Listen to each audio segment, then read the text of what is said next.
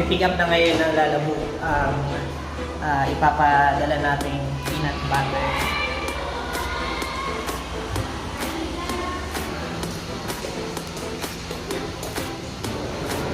Ate lang naman galing sa ate. Hey, sir. Morning po. Morning.